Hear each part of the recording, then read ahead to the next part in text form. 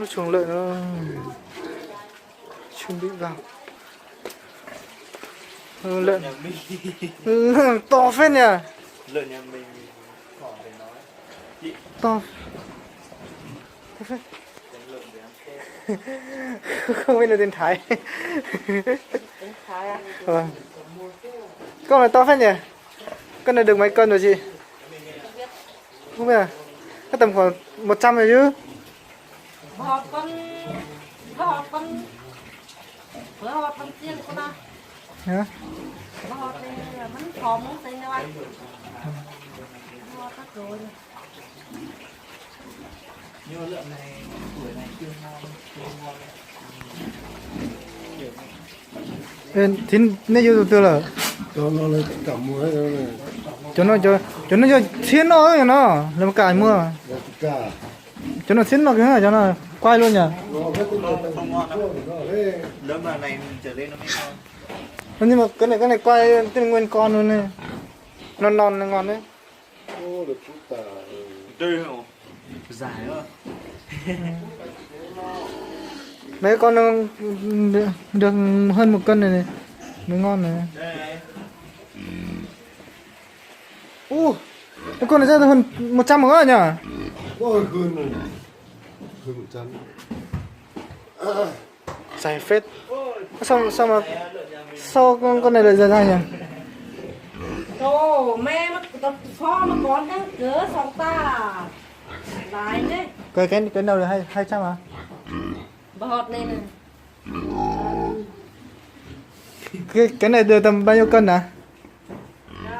Rồi khu đây nọ thì làm ta hả những cái hình này à? Trăm dưới à? Ở đó tối đâu à? Nó chỉ cần đứng bên đằng nhà. Đấy, cái con lợn là 150 cân đây này nha, dài.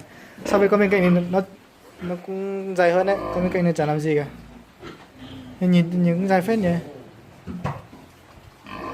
Hôm nay chúng ta đang chuẩn bị mùn lợn.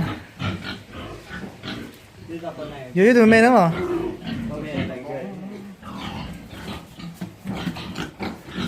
Thì cho nên mua chích đó chó ôi ồ. Bé rồi.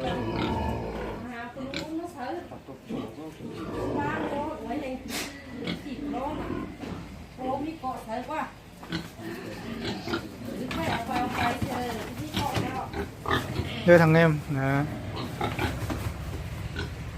Hay chưa?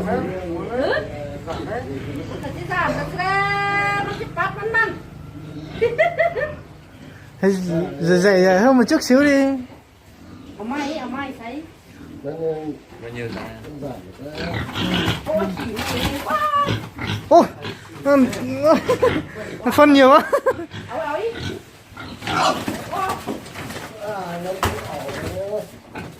Ôi. Nhảy qua kìa. Mấy con này không hiểu gì. Cái con này cần tay lên phiu gan.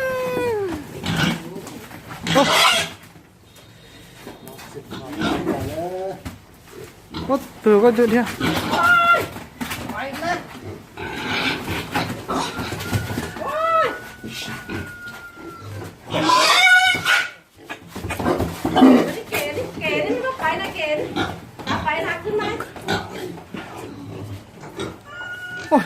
Mày nhìn con kia nó rất quen này rồi.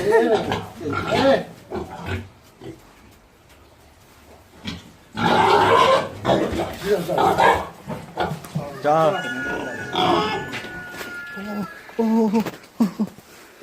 Này, mày sẽ bị thịt. Ui. Ba. Ui. Sợ con này rồi. Được rồi. Cuối cùng cũng được.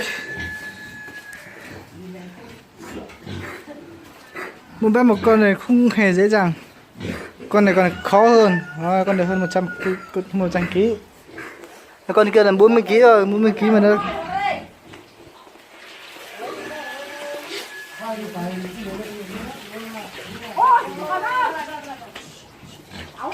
Nó la mất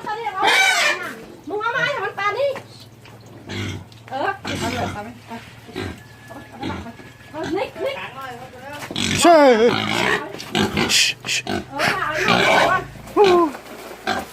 Chạy đi. Bác cũng đèo rồi nữa.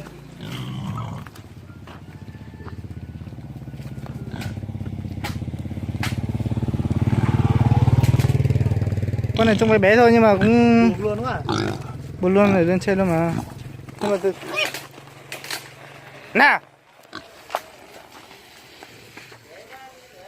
hãy quay về đi nha, về nhà nhanh lên, không ăn đòn, về nhà nha, về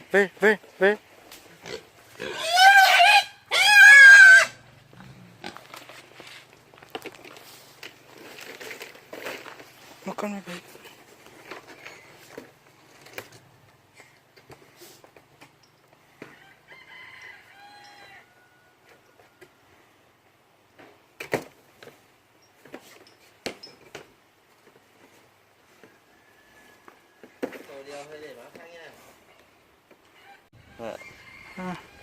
Xí rồi xí xong. 4 2. Chung này mình nặng phết nhỉ. 4 2. Chung này chứ cũng đứa bé con rồi thôi nhá. Lúc bạn về. Ê, đi có nhớ lọ. Thế ta ký vào lò giờ lít hổ. Đấy tôi chạy tàu cái tàu đấy tôi chạy tàu. Có lò Em mới nói là mà to cho nên cho tôi vừa nên cho nó là. Họ ta ký lò máu lít hổ. Đấy chỉ cả bơ. Wow, nó đấy là qua áo xuống đi chơi. Bây giờ trông rồi. Chưa. Chỉ mà tụi cái này chắc rồi. Chỉ là tao trông nó. Chắc rồi. Nó chắc là tụi cái chắc là chỉ nói. Nước rửa tay không?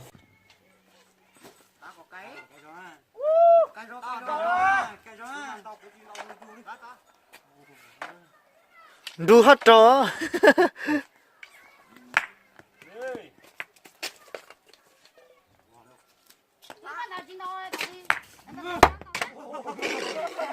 Nguy hiểm đấy nhỉ?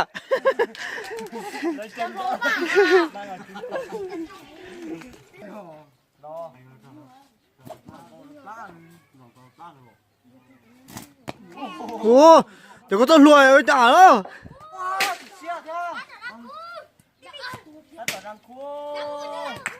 Tua luôn. Nó chơi tua luôn.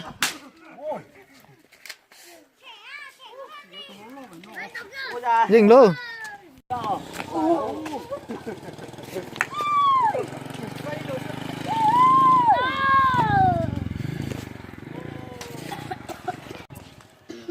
Thế sao tu?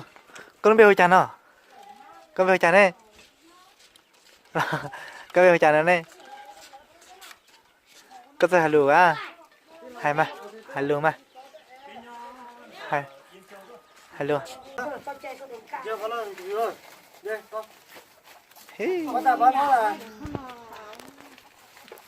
Thay đôi chưa? Nó chìm đâu? Bắt tay con. Tu. Bắt tay vào nó được không? Rồi con. Đúng không? Muốn nó cho có xóa được lắm à? Dạ. Như thế nào mà? Bắt tay vào nó. Bắt tay. Bắt tay. Ừ, nhắc khán ơi. Bác chú nào? Nào chú nào? Con phu chán nào? Chú của bác nó này. Áp vào đầu. Con áp vào đầu à? Con bé phu chán nào? Đó. Chú bắt tay. Bắt tay. Nhá. Con nhớ chưa? Bắt tay. Dạ, cũng muốn được rồi, bởi vì giống rồi. Lên từ khi rồi cơ. Đó. Lên từ khi rồi con này. Có gì cơ? Bụi hả? Có trận hổ sao? Có thể cho con tôi có toàn đá sao? Thế xong từ muốn chơi sao mà chỉ bụi khó cho mà anh chứ? Nhưng nó toàn đau tung nhưng nó toàn nó bùn đau nó chỉ tông thôi. Đây sau lưng nhà. Đây, xoài này đu đủ này đu đủ đu đủ đu đủ đu đủ về ta tao lừa sai luôn